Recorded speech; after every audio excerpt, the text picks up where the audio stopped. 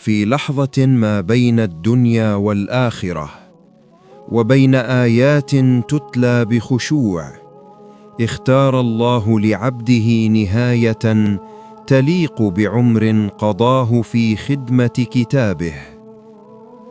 الشيخ علي الصنعاني رحل وهو جالس بين طلابه يسمع تلاوتهم ويعلمهم كلام الله.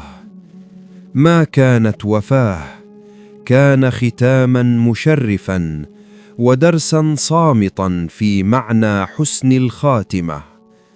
رحمك الله يا شيخنا، وجعل القرآن شفيعك ونور قبرك.